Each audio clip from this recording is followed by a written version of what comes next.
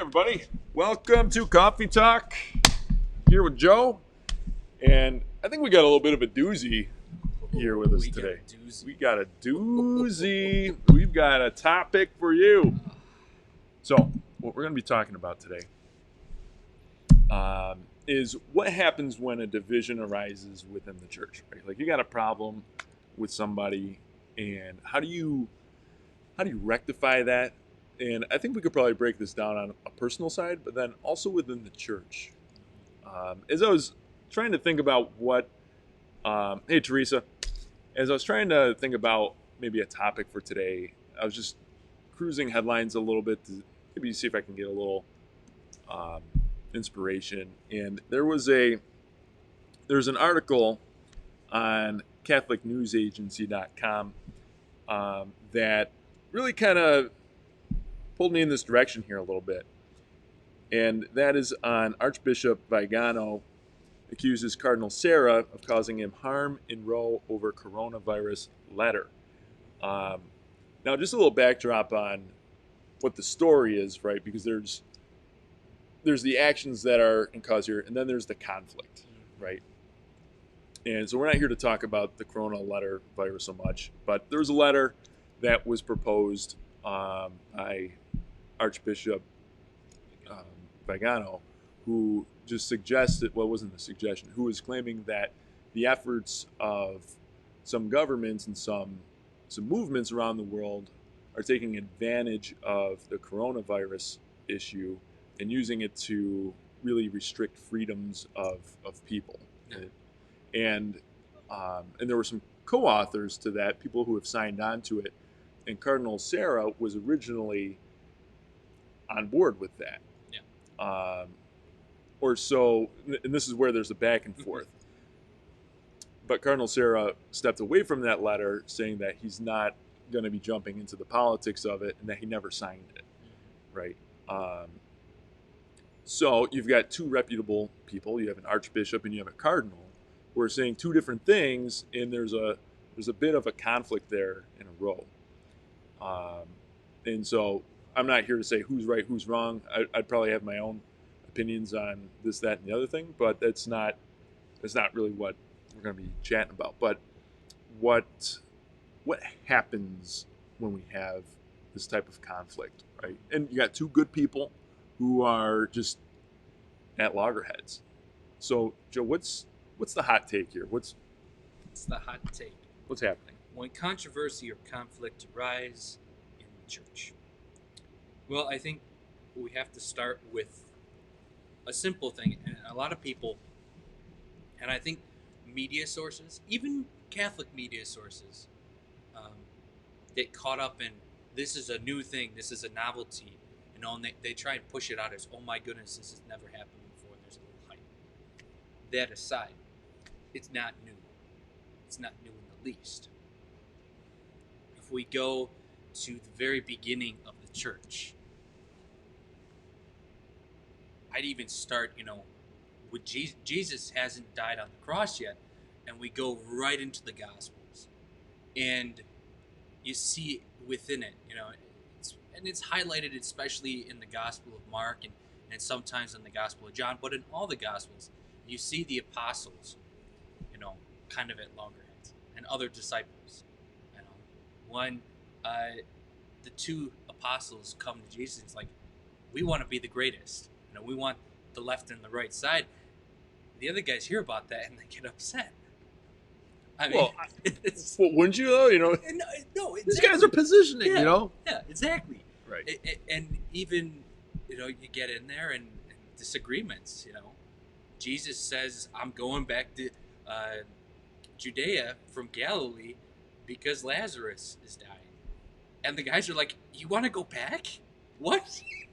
They were just trying to kill you. And then Thomas, and I always laugh at this, it's like, okay, is Thomas being sarcastic here, or is he really, really saying this with sincerity? We'll follow. Let's go. We don't know if we're going to get killed ourselves. And it's one of those interesting things. Move forward. Early church, Acts of the Apostles.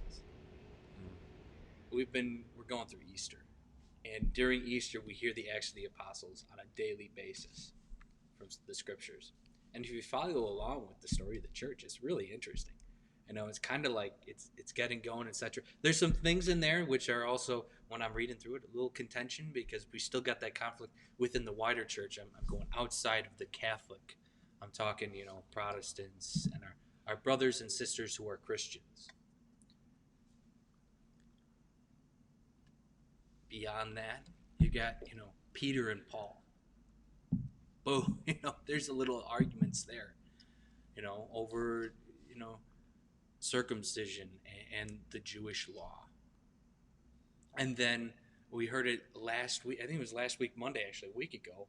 We hear, Peter goes into the house. There's these Roman officials or this Roman family, and they invite him to dinner, and he goes in and eats with them and accepts their hospitality. And he gets called in almost like, hey, what are you doing? And really, it's a, go forth and preach the gospel to all the nations. And they have a conversation about that, and they move through it. They go through it. Contention, we just heard it this past Sunday, yesterday. People are coming forward. The Hellenists are getting upset with the Hebrews, or the Jewish Christians. You get your Gentile Christians, the Hellenists, and your Jewish Christians, the Hebrews. And they're saying, hey, we're living in community. We're early century Christians, and why are we getting overlooked? Why are the widows of our community getting overlooked? And the apostles say, well, you got a point. We got to do something about this. Deacons. It's not that easy, but poof. No, but it's an old thing.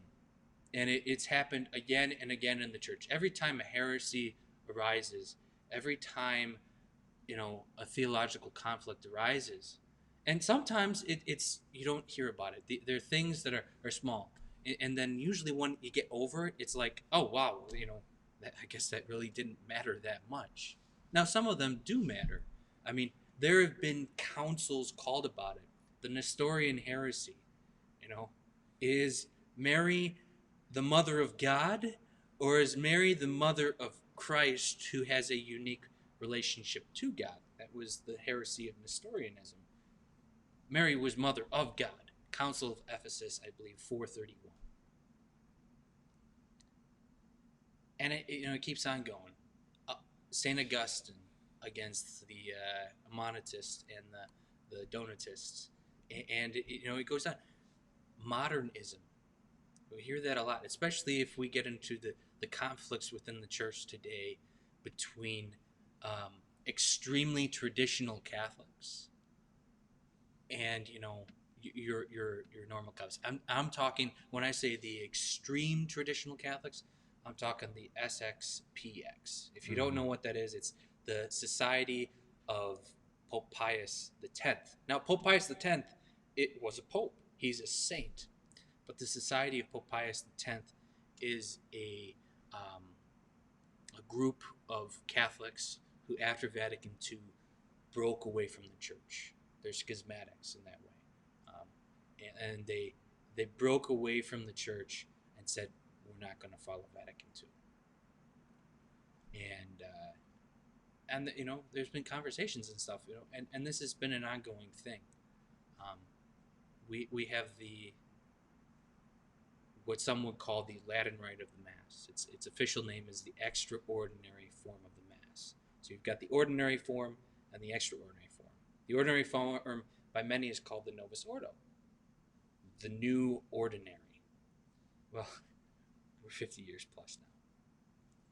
I'm going to let on a little bit of tangent. Don't worry, I'll bring it back here. But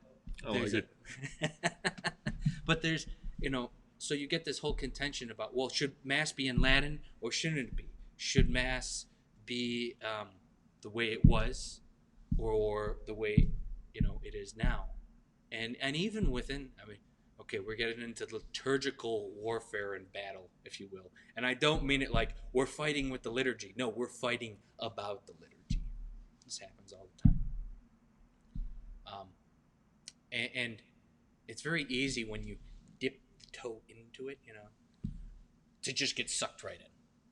You have to be careful, and it can take you down a very, very dangerous road. Um, you know, people have these conversations all the time. And I think the first and best form of advice for that is you can't deal in absolutes within the church. I was watching Star Wars last night. The scene, Revenge of the or not, uh, Return of the Sith, Revenge of the Sith. Yeah. Yes, Revenge of the Sith, Episode 3, and Anakin goes, "You did this." You know, they're on the volcano planet right before Obi-Wan just and cuts off everything for Anakin Skywalker. And Anakin's angry. He's mad. He just killed a whole bunch of people. I Really quickly. hate you. Yes. And right before this, you know, he's force choking out Padme. Not a good thing. You know, this is his wife. Not a good thing. A pro tip for those of you at home: don't force choke your wife. Bad move. Bad move. Yeah. And Anakin is just stating all these things. I'm going to have power. I'm going to rule my empire. And you're just like, whoa, where did all this come from?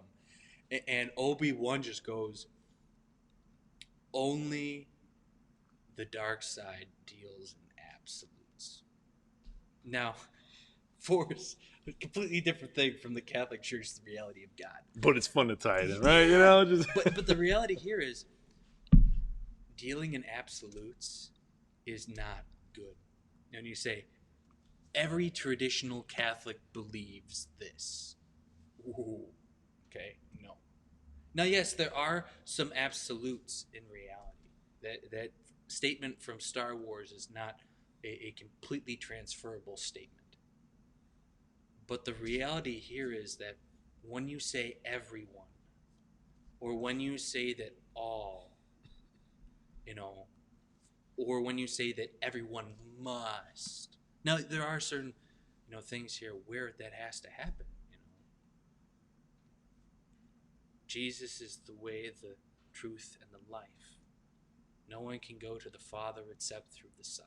Okay, we can't change that. That is a truth. Nor would you want to. Yeah, you know? exactly. I mean, at that point, then you're just placing yourself out of bounds. Yeah. You know.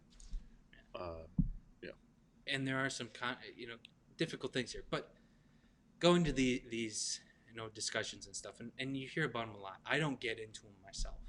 Why? Because you can get sucked in. You know, it's the same thing. Me and Adam, going back to Easter and before, 90 days without TV, without news, you know, not doing anything on our phones that wasn't essential for work, etc. Exodus 90. And one of the guys who did it with us, Brian, you know, he said, I'm actually feeling a lot better.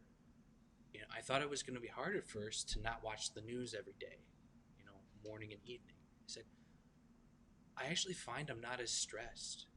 I'm not as frustrated, maybe angry in not listening to that and getting involved in that.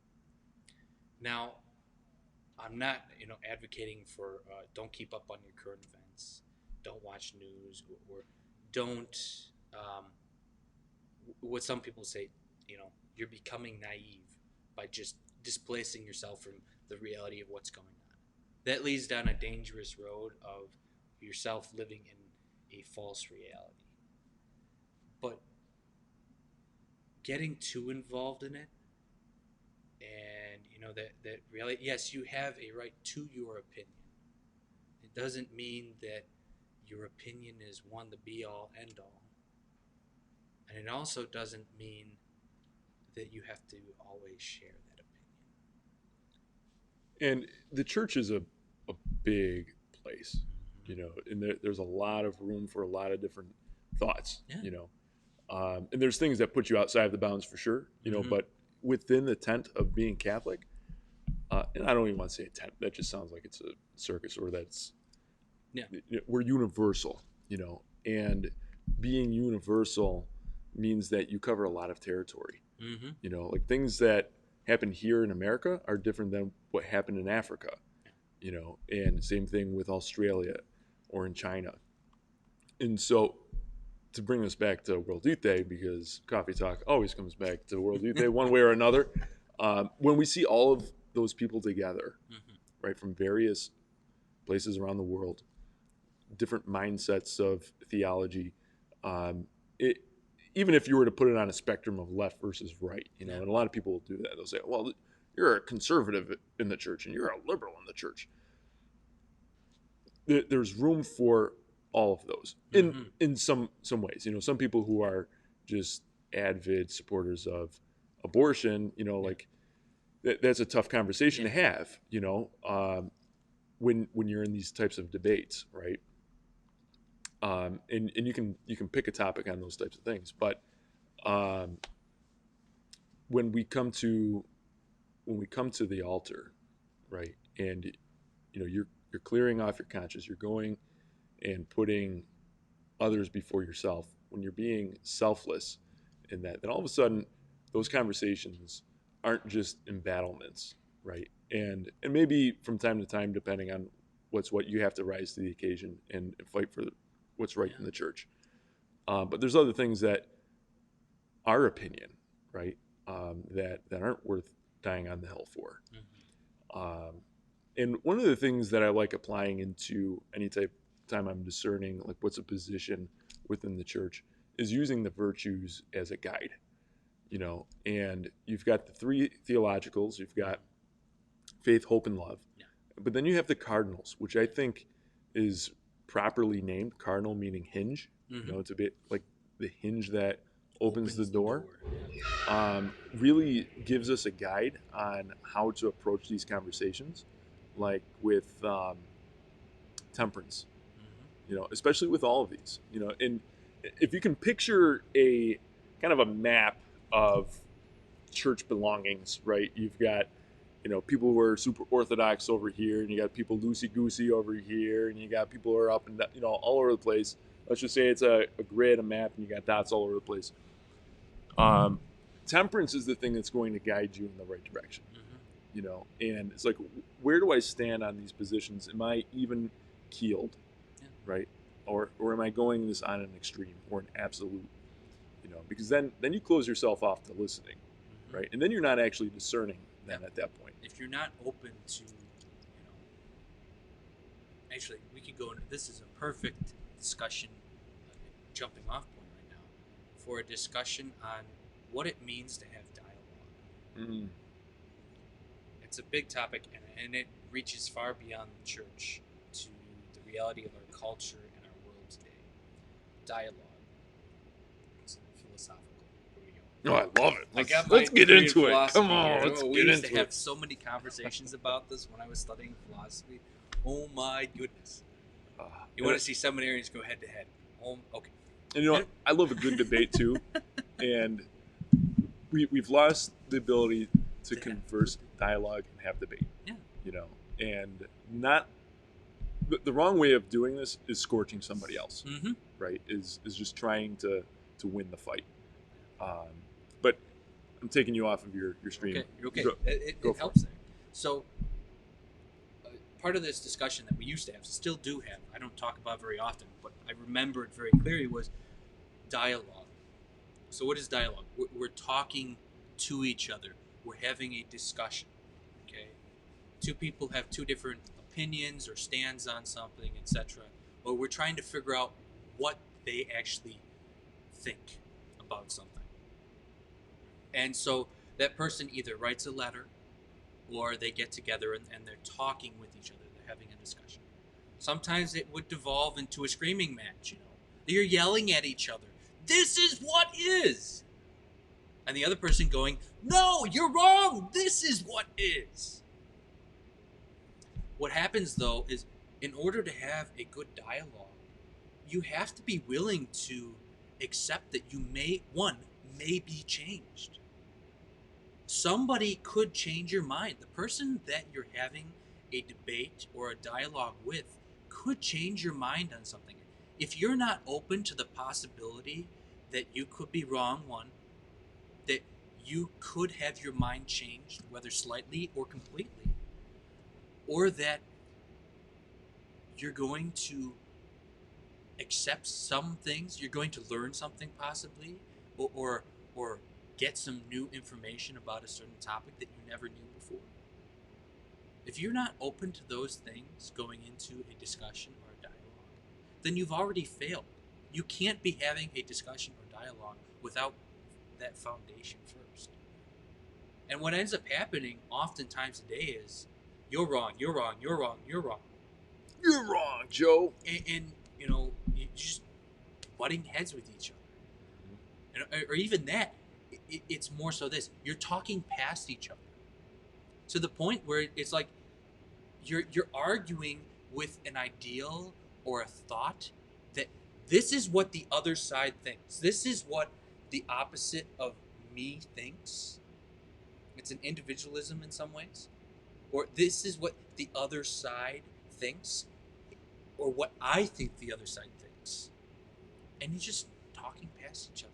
You're not having a discussion, you're not having a dialogue or a debate. What you're having is, this is what I think you think. And I think that what you think is wrong. And you're not going to change my mind that what you think, or that what I think you think is wrong, is not wrong. I even got caught up in that. A lot of things. Yeah. And this is the reality of a lot of conversation today.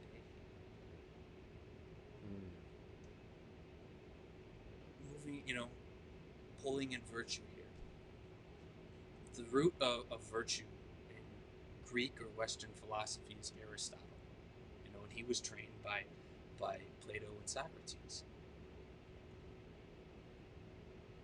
Aristotle has what's known as the golden mean. And so in his writings on virtue, he talks about that. Okay, you have a virtue.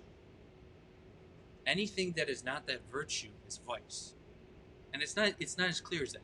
I always look at it as a spectrum, okay? You have virtue in the center. The perfection of virtue, which will bring you the greatest happiness, which is known in Greek as eudaimonia. Let's pull out a virtue. Let's say temperance. Okay? Let's not say temperance, because I'm not going to be able to do that one off the top of my head. Let's do fortitude. Okay? The virtue of fortitude.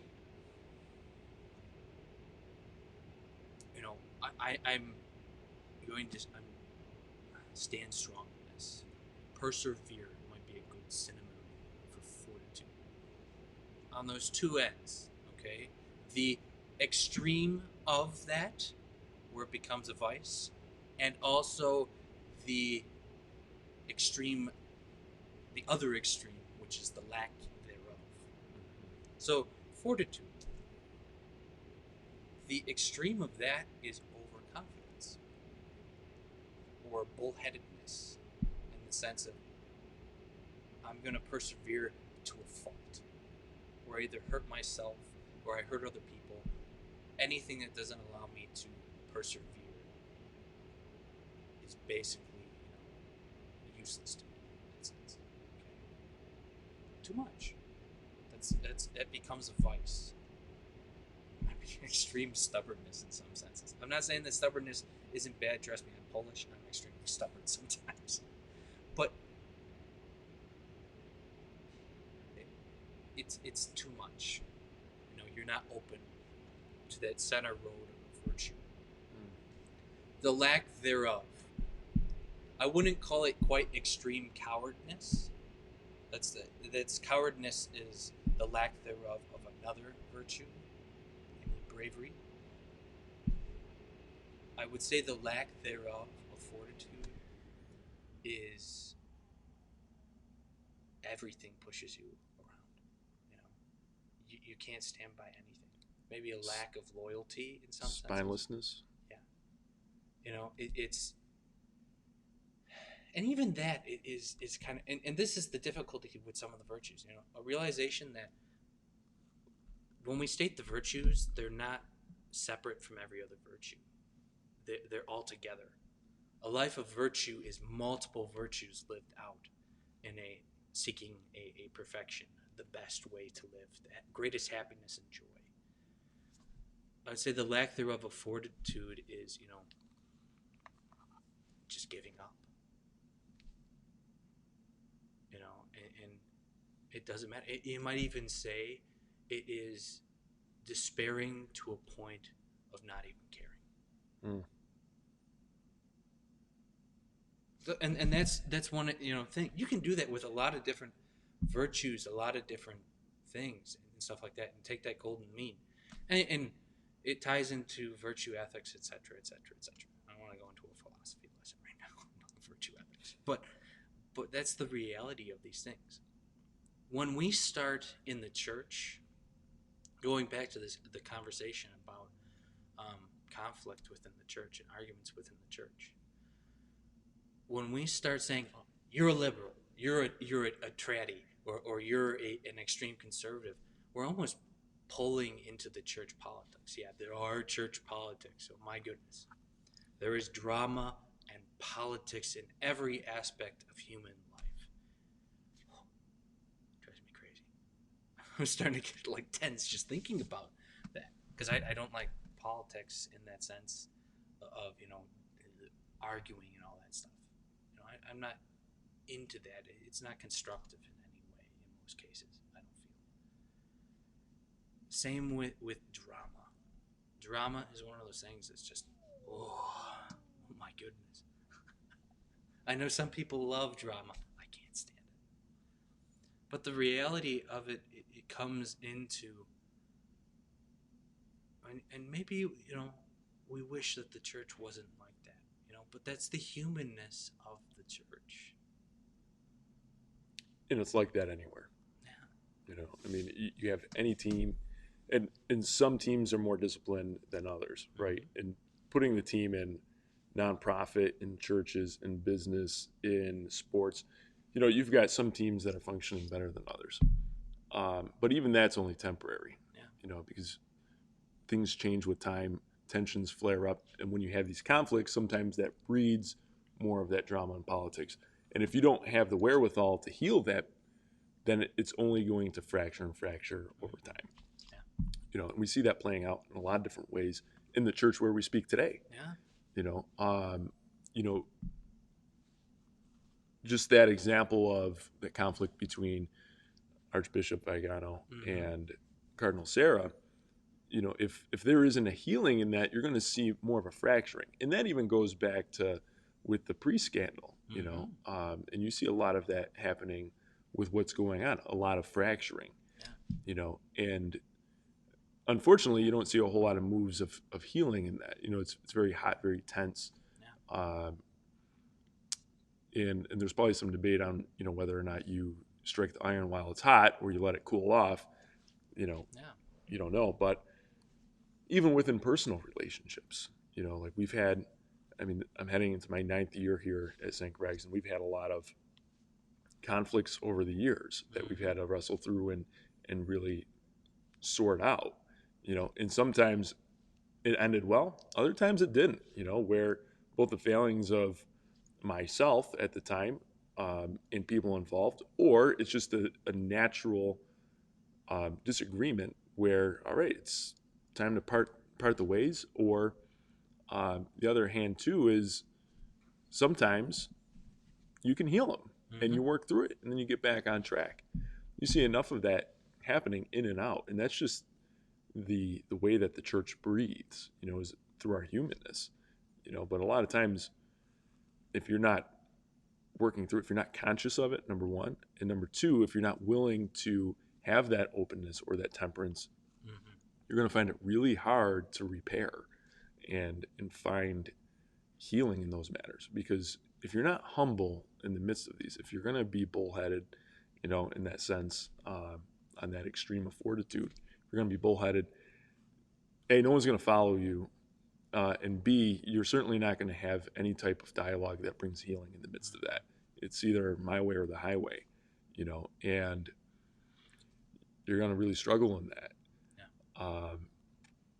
And all too often, we come to those ends, and then it's just parting way. And then all of a sudden, the ministry, the church, the organization is less for it, because they don't have those talents, you don't have that experience back in there, And in some ways, you're starting again by finding other people who you can build those bridges and bonds with,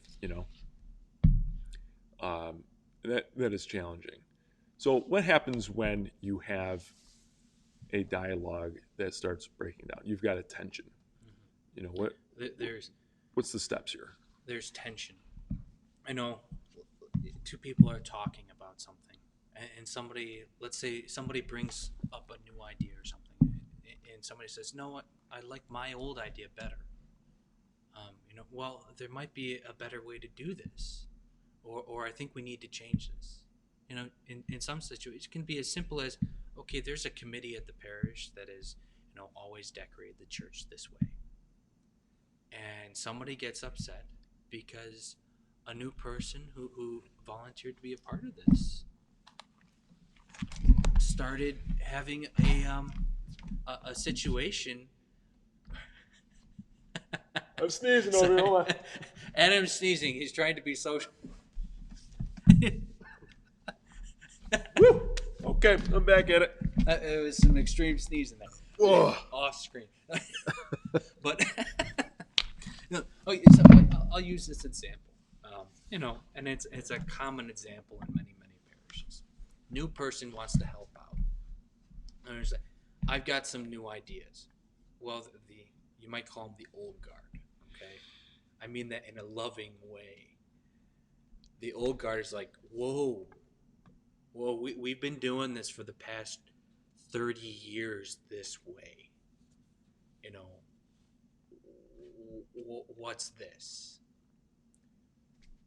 Where does it come in there? What is the root of some of those things? People are used to something. Okay? We often find it hard to change. And there's a difference in an understanding of the reality of the church from big T, uppercase T tradition, little T tradition. Uppercase T tradition, meaning the revealed truth through the tradition of the church that's been handed down from the apostles to today. It's on that same level of the revelation through Scripture. The dual font of revelation is Scripture and tradition.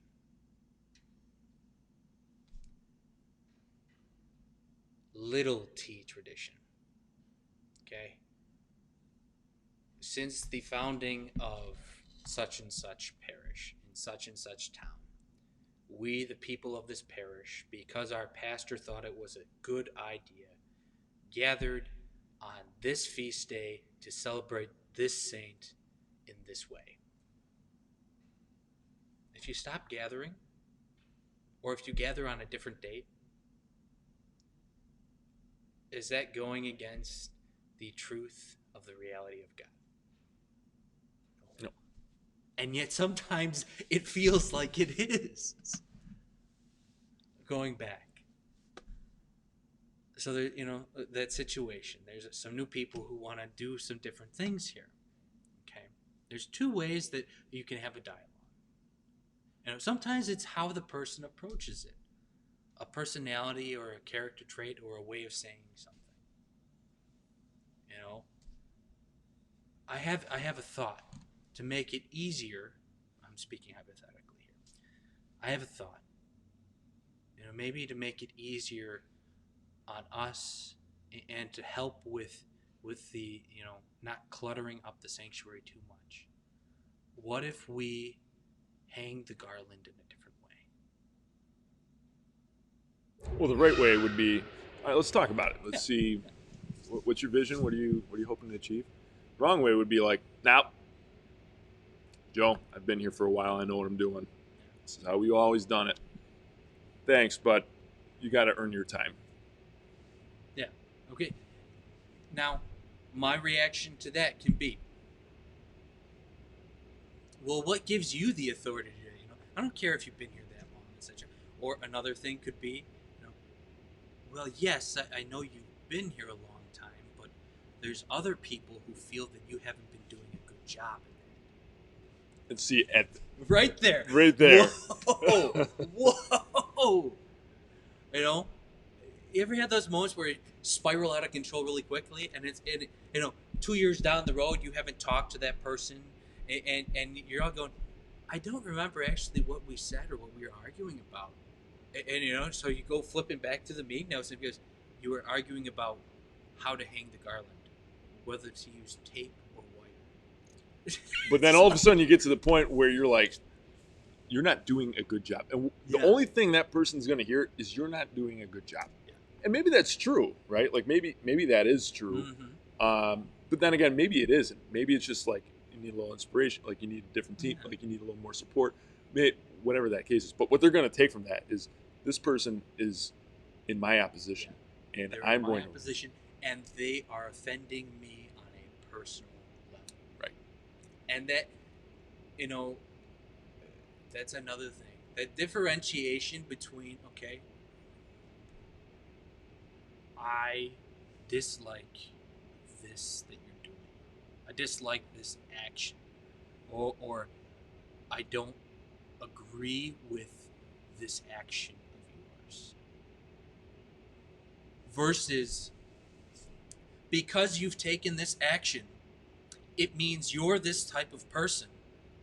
And I cannot stand people who are that type of person. So I take offense at you as a person. It's like, whoa! But this happens all the time. All the time. It happens all the time. Happens all the time. You know, and really, it's going back to Anakin Skywalker. I hate you. It's like, whoa, okay. Whoa. Cool it down, Mr. Sith. You know, like. Oh You yeah. know, let's take out our lightsabers now and have it. Okay, you know, maybe I think sometimes I'm joking here. Please don't take this too seriously. But I'm joking, and it's like, okay, you two are having a really, really, really nasty conversation. Guys do this. You know, this is the way sometimes guys think. You know, I can't stand you. I can't stand you either. Let's go outside, grab a bunch of sticks, and start beating each other with them, and see who wins. But you know what? That would almost make things easier. Yeah. You know, but things drag on for a long time. If there was a resolution right there, it's one thing to have just a fight. Yeah. Right? You and I are fighting over what we're going to have for lunch. I want tacos. You want sandwiches. We get it done and over with. We settle it. Mhm. Right? All right. Let's just bury What the do we hatchet. do? We have taco sandwiches. Taco sandwiches. But Yes. you know, now Well, as see that. guys, we understand this. You know, it's like we got to get some adrenaline kicking through the veins. You know, and then once we're done with it, we just 2 minutes later we're best friends again. Why? Because we just beat each other in the palms. You know, we're both hurting. We both realize that ouch, and we move on. I got in a fight. I actually got in lots of fights as a kid. But I just moved into Orchard Park at the time, and I didn't have any friends. But there was a group of kids in the neighborhood, and they were playing together, and they were playing football. I didn't know most of these kids. There was one kid who was kitty corner to me. Like, I knew who he was. We kind of was like, hey, can I play? That kind of thing. And so we started playing, and this one kid just couldn't, like, he was ultra competitive. Backyard football, right? Ultra competitive. And he was getting really heated, right? And so we got in a little bit of a fight. We got in a tussle. And we started wrestling around. We started doing some punches. And at the end of that, everyone was all friends. You know, we got it out of our system. You know, new kid on the block.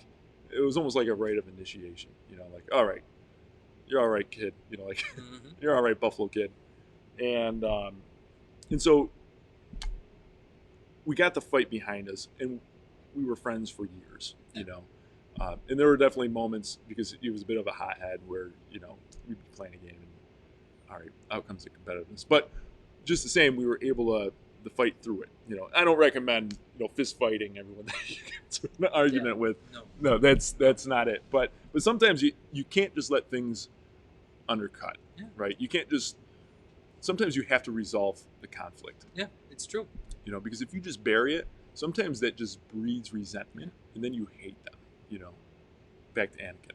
I hate you. I don't know how many times we can quote that. How many times can we quote Star Wars in an hour period? We'll have to do Challenge accepted. no, now, I'm not a woman. God did not make me a woman. But as guys, we interact with women. The way they handle these things, I think psychologically, is different. If you agree with me, okay.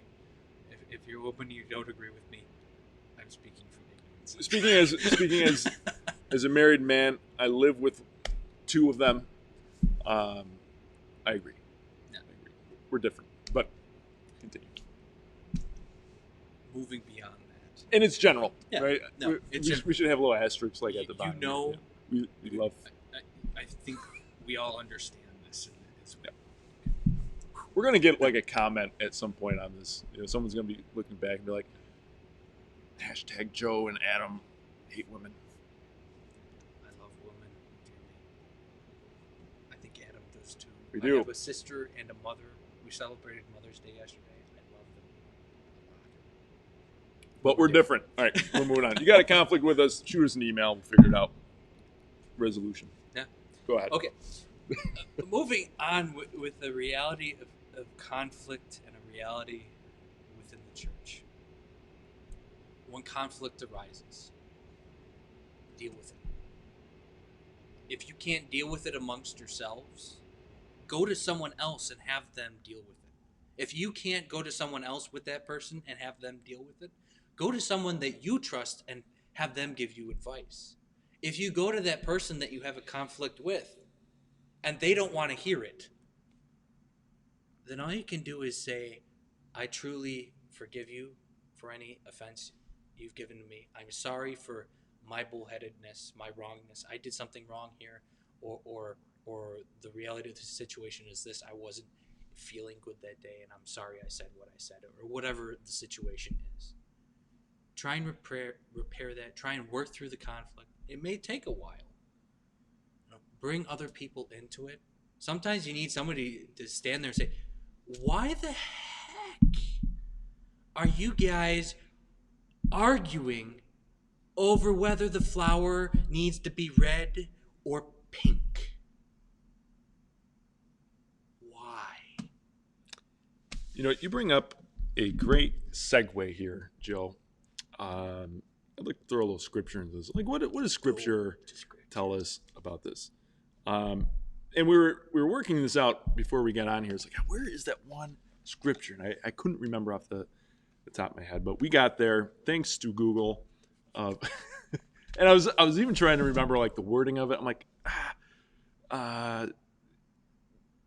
sin against we got there. But this is from Matthew. We got it. Yeah, Matthew chapter 18, verse 15. So you can jump back into this and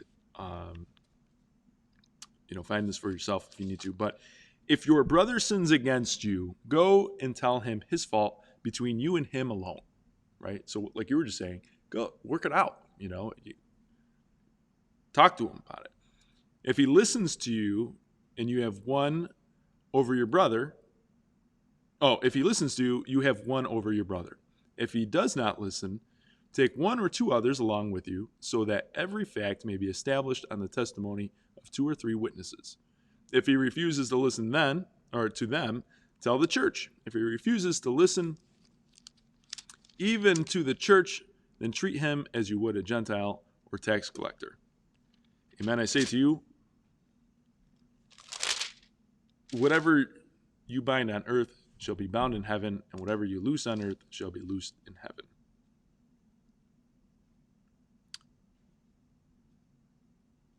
So how about that? Mm-hmm. So if you don't listen to me, I'm going to treat you like a tax collector. But this Not actually a nice thing to say back then.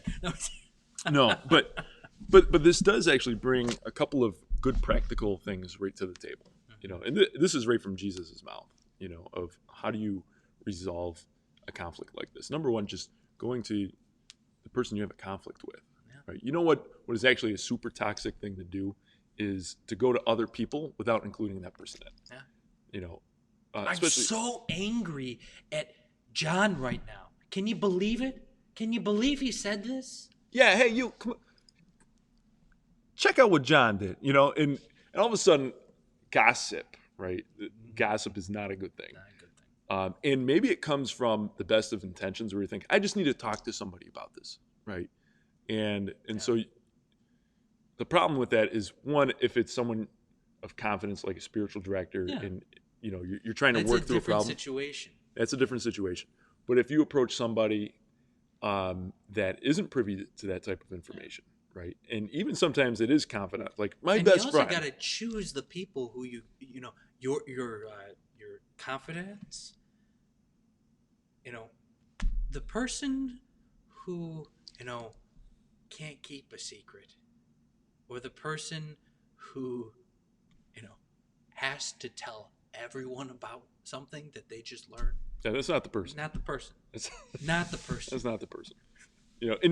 And that comes to establishing, like be true to your word, because then people can confide in you when you're on the up and honest, But that's not to say you should engage in gossip. There's almost a fine line. I want to make sure that we're separating those two. Yeah. But you don't want to just go around mouthing off to other people about somebody else, right? And that's probably especially true even if you come to the person first, right? Mm-hmm. If I come to Joe with my problem and we didn't resolve it, or even if we did, and then all of a sudden now I'm off telling everybody else, that's wrong. Can you believe this happened? And you know what we did? We figured it out. But I can't believe it still happened. Your conflict is not resolved. Right. Even though you may think it is, there's still something there. You have not fully let go of it. You have not fully forgiven for it. Right. So one-on-one, you meet with that person, right? You got to meet it head on. Take the bull by the horn, so to speak, right? After that, it's not resolved. You need a little extra help in the game because there's additional facts and witnesses that need to be there, right? So let's just say church level, Joe and I have an issue, right? Joe's got a problem with me because I ordered tacos for lunch and it was supposed to be sandwich day. Mm-hmm. So what he's going to do is he's going to take that to Father Leon, which actually would probably be the right step, especially with dealing with something so heavy, of just lunch day. Yeah. Father Leon, look, Adam really ordered tacos, and we need to talk about this. It was supposed to be sandwich day, I had my mind set on sandwiches. It has been sandwich day for the last 6 months on Monday, and he ordered tacos. It's not Taco Tuesday. It's Sandwich Monday. Right. But what did I do? I did it anyways, right? And maybe the memos are out there. We got to collect all the information. And so then we sit down, we arrange a little talk with Father Leon, and he's the arbiter, right? Yeah. He's an extra voice in the conversation. Obviously, because of his wisdom, he can apply himself into the conversation of tacos or sandwiches, and then we can resolve it, right? But let's say I still don't listen. I'm like, you know what? Forget you guys. I'm ordering tacos on Monday. I'm going to do it by myself, right? And then you treat me like a tax collector. Then you shun me from lunch day. It's like, okay, you can get your taco all you want, but we're going to have sandwiches, and we're going to be here eating sandwiches. Oh, actually, the next step was the church. Then you go to the pulpit and say, listen, everyone, the announcements for today is that Adam Jaros has been eating tacos. No. Oh, number one thing you don't do from the pulpit, as somebody who's learning how to do this, don't do now. It's so complicated. This is such a hard issue for the sake. The fact is, okay, a pastor, if there's conflict within his congregation or conflict within his community over a certain issue, Father Leon shared a story with me, and it's a well-known story within the Diocese of Buffalo in a sense of there was a parish here in Western New York, and it was a wonderful parish. There was always a really great knit community there, fantastic parish community. The rectory burnt down. Okay, it's an older parish, older rectory. Rectory burnt down. There was a situation where a candle um, got knocked over, and something caught on fire. It was taken care of. Meeting ended. Pastor went to the bathroom, came back. The living room's in flames. Mm-hmm. Okay, it split the parish in the sense that one side of half the parish wanted to build. It had to be the exact. I'm exaggerating here somewhere. It had to be the exact floor plan, the exact way it was. They had to have the exact same refrigerator, the exact same wood for the eave curls and everything like that. And if it wasn't that way, they weren't going to build a new rectory. Going to build a new rectory, a new priest. The other side of it was, well, there's a house down the road that we can buy, and it's not going to, one, cost as much, and two, it's already built. We don't have to worry about building a new house. It became such a contention. It split the community to the point that people weren't talking to each other. You got to deal with that. Community conflicts are different than a personal conflict as well, because there's a lot of people and egos and personalities involved. And when you have that, again, that historical connotation or something, these are things that mean a lot to people. You don't ever diminish the meaning of something to a person, no matter what it is, even if it's the silliest thing, maybe. I like tacos on Monday. Yeah, tacos is his favorite food. To me, it's like I eat tacos. It's not a big deal. Adam loves food, and tacos are the highlight of his week, and they are. I mean, it's like when he eats tacos, he remembers his mother rolling up tacos when he was a little guy, and it brings back all these connotations. Amen. Going on here to a new thing. As Christians, as Catholics, bringing this to prayer.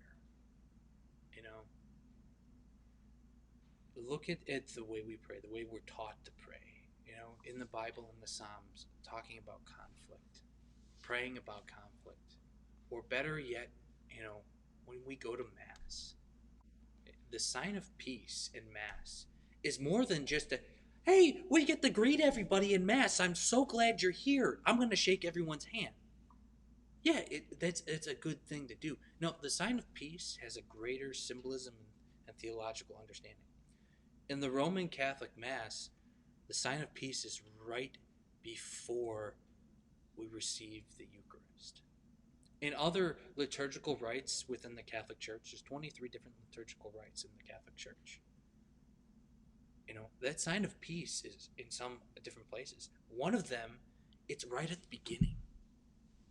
You come to Mass and you have to show a sign of peace. That sign of peace in the symbolism is, okay, Uncle Teddy's sitting on the other side of the aisle.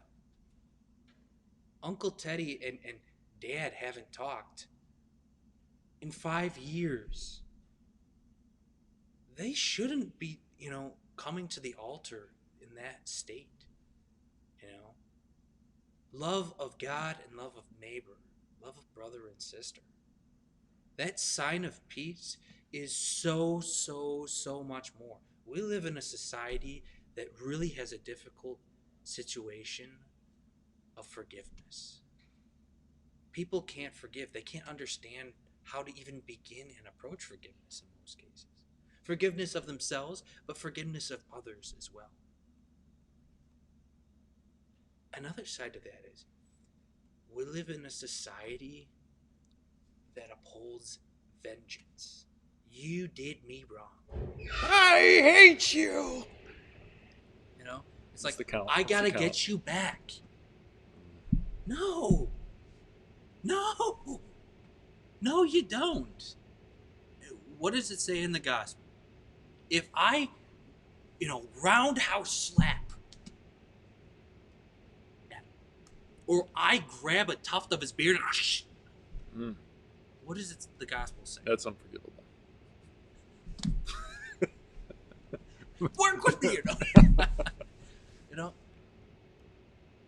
if somebody spits on me, Am I going to spit back at them? If somebody slaps me, no, I'm going to turn the other cheek.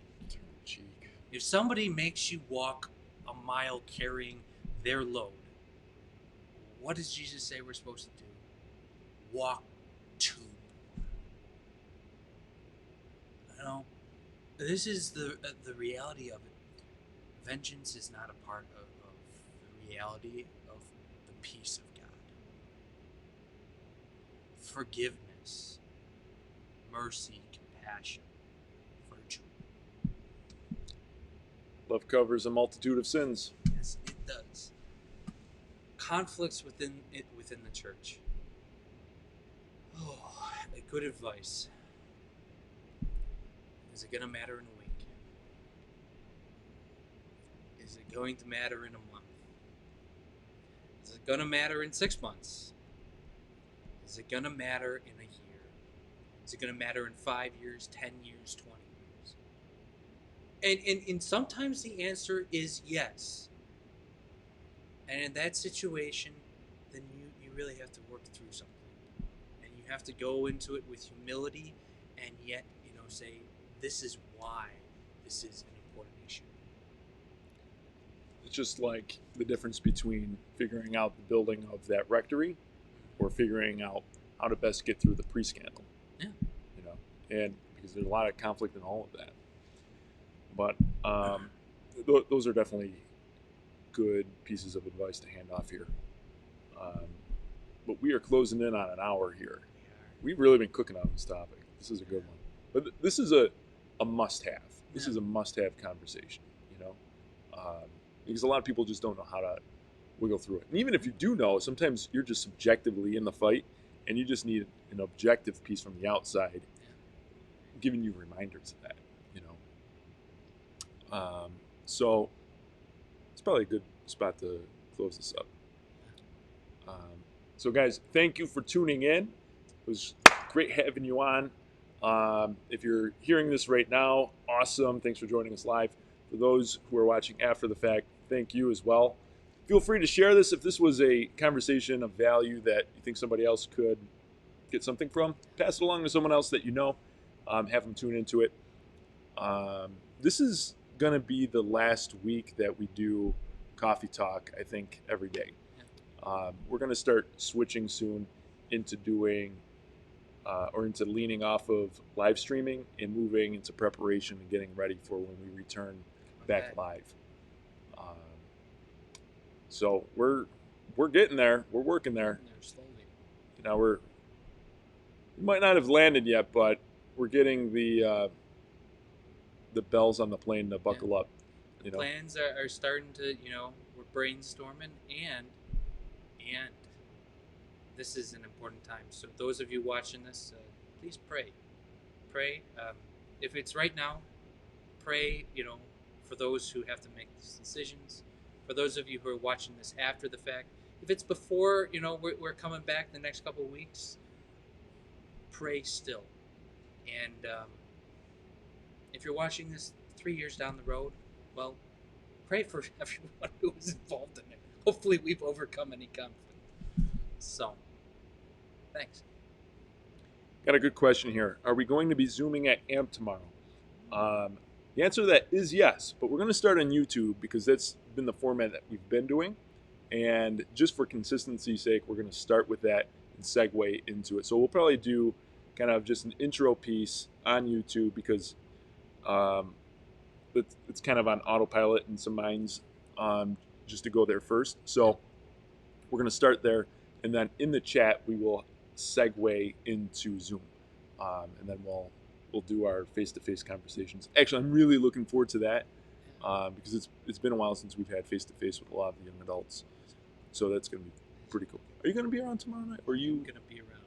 You want to hop on? Yeah. I've got Father Paul coming too. Okay. We should do tacos for dinner. Oh, it comes back to Star Wars and tacos and World Youth Day. That's what Coffee Talk really turns into. So I think that's about all I got for you. Okay. What do you got? Any other? Any other? Anything else to wrap this up with a bow?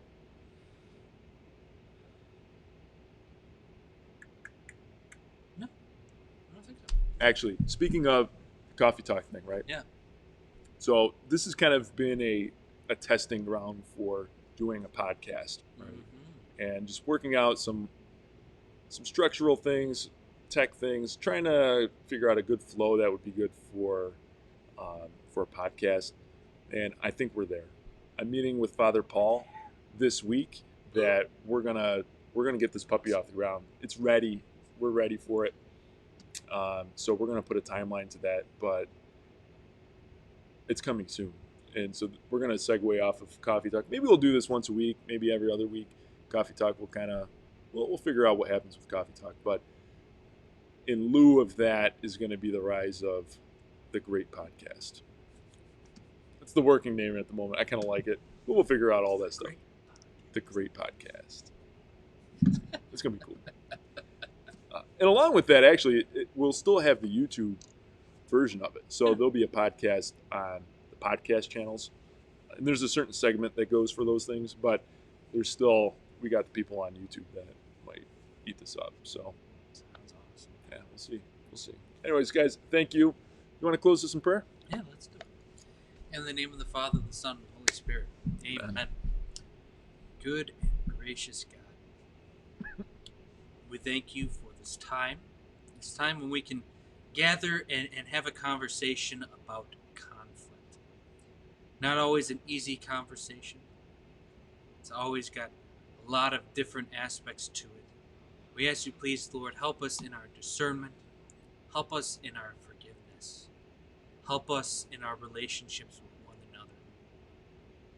And especially when it comes to our faith, to our church.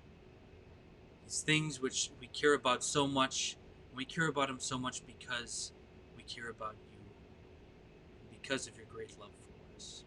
Help us, Lord, that when conflicts arise within the church, we may come to a greater understanding of the meaning and reality of the mysteries of our faith, and do it only for your greater glory.